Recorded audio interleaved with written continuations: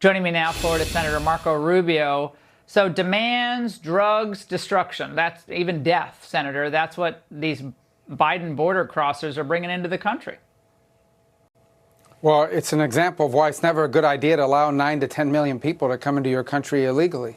Let's say 90%, 95% of the people are not here to commit crimes or whatever. That's still 5% of 9 million is a lot of people. And it's important to understand, the Venezuelans that have been here, they've been telling me for a year and a half that this criminal element is coming over, and I had no way to quantify, or now we see it. Now they were absolutely right. The truth of the matter is these people were criminals in Venezuela. They're criminals here now. This idea that they're being vetted at the border is a joke. The Venezuelan authorities aren't providing us documentation. Some of these people are part of a gang that's been terrorizing Chile, Peru, Ecuador. I mean, they've been working their way through Central America and towards the United States. And it's not just from there. And I want to add one more piece of it. We have a lot of people that have come from Central Asia, places we have no background information on whatsoever, a place that we know ISIS is running, and ISIS-linked groups have been running a trafficking group where they're in the business of moving migrants into the U.S.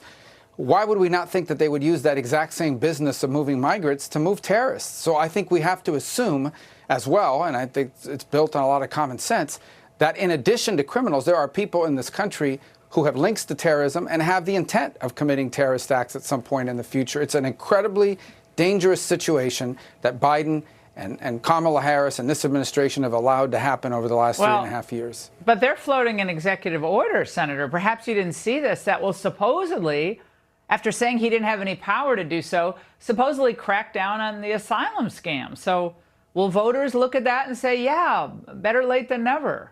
Good on them. I don't think so, because they spent 3 years telling us there wasn't a border crisis. I mean, they repeatedly denied that there was even a border crisis to begin with. Then they claim they don't have the power. They have the power to reverse all of the executive decisions, almost 100 executive decisions that Joe Biden took when he took office in the first month. Oh, close to 100. All of them were reversing Trump policies. He campaigned on it. He campaigned on a message that he was going to be more welcoming. And as a result, more people came. This is entirely incentive-based. If people think it will be easier to get here and easier to stay, they will come. If they don't, they won't. Joe Biden was elected on the promise of making it easier to come illegally and easier to stay if you do. And the result is we've seen close to 10 million people now cross the border of the United States illegally in just 3 years, in just 3.5 years. Senator, scale of 1 to 10, 10 being the most important. How important is it for Republicans to win control of the Senate just on this issue alone? It's extraordinarily important because, number one, all of those nominations that go through the Senate, I mean, some of the people, Mayorkas and others that are in charge, they're complicit in this act. That's number one. I think number two, it gives us the leverage over the administration. Now, it would be great to have both the House and the Senate, but right now we don't have the Senate, and it limits our ability to do things. We can't even call hearings to investigate this because, obviously Democrat chairs are not going to go ahead and do this.